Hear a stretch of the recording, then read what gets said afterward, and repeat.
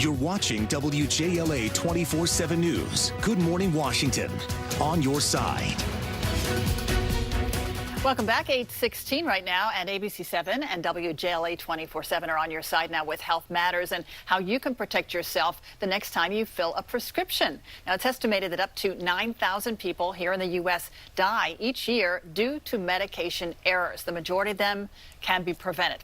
So here are some ways, 4 ways actually, to prevent errors and avoid tragedy. And we have physician and health advocate Dr. Nicole Rochester back with us today.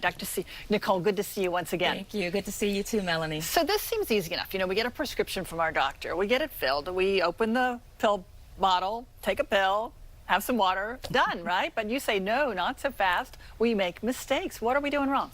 Well, a lot of people, you know, there's a lot of interactions, for one, between prescription medications and over-the-counter medications. A lot of people are taking multiple medications that are prescribed by lots of different physicians, and the physicians aren't always talking to one another. And so those can lead to significant errors. Wow. It seems to me that the timing between pills could be an issue for some people. Absolutely. And a lot of people aren't really sure about the directions that are on the prescription bottle. Sometimes, you know, taking it with food versus without food, taking it in the morning. Some people get mixed up with the schedule, particularly when they have a lot of medications to take. And then specifically, I know with antibiotics that you have to stay the course. You've got to finish that last pill, which sort of goes counterintuitive because we think, oh, I'm feeling better. I can stop taking it now. That's exactly right. Most people, when they start to feel a little bit better, they stop the prescription, and that can actually lead to resistance the next time you get an infection.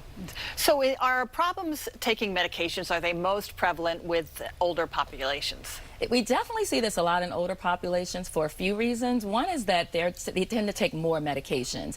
And the other is that they tend to start to have some cognitive difficulties. You know, it's even difficult for me to remember to take a medication at a particular time. So imagine if you're older, you're starting to have maybe some signs of dementia, and you're taking 15 to 20 pills a day.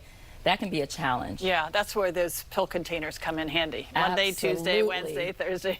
Then you say, did I take my pill or not? Let me check my pill container. If it's empty, I took it. That's right. All right, now you brought some bottles of things. What are you showing us here? Yeah, so this is just to demonstrate that, you know, the average person, particularly the average elderly person, can take up to 10 or more prescription medications in addition to over-the-counter medications. And we have to be careful to make sure that there aren't any interactions between those. Okay, so like this one, for example, now you blacked out something on there. I'm assuming this one's expired. Is that right? Yes, that is an expired medication. Okay, yes. So we have to be really careful and watch for that. Yes, because a lot of times, you know, if any of us open up our prescription or our medication cabinets right now, we probably all have expired medications, and that can also be dangerous. What happens when the pills deteriorate or are expired? I mean, does the chemical composition of the pill change? The composition can change, and also they become less effective. And so again, with the elderly, if they aren't familiar, if they haven't noticed that prescription has expired and they're continuing to take it,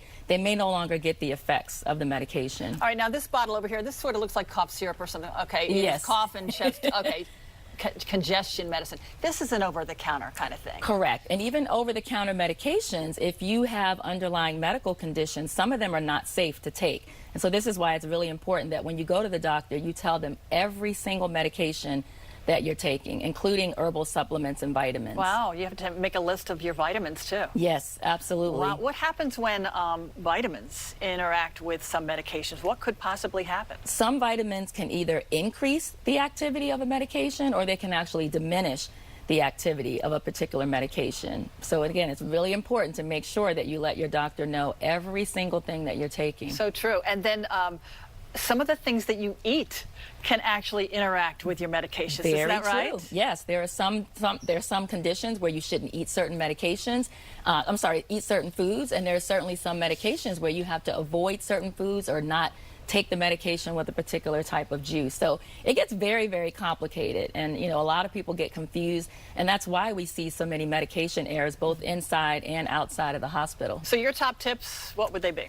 Top tips. So number one is to get every prescription filled at one pharmacy or one pharmacy chain. A lot of people, they go to the pharmacy that's closest to the doctor's appointment, but that can lead to errors because all of your medicines are not in one place and they may miss some interactions. The second tip is to keep an accurate and up-to-date list. So you can use, something simple like a notebook. I like to use my phone, but you need to keep an accurate and up-to-date list of all of your medications. The third tip is to make sure that you take your medications to the pharmacist. So a lot of people don't know that the pharmacist can be a resource for you, and they can identify interactions, they can identify side effects, duplications of medications. And then the last tip is to organize your medication. So if you're taking more than one medication, get something like this, like a pill organizer. You can also get automated dispensers. Some pharmacies will even dispense medications in little packets for each day, so that each day has its own packet of pills, and then you're not getting confused with your medication. Staying safe when you're taking medications. Thanks so much, Dr. Nicole Rochester, physician and health advocate. Thank you.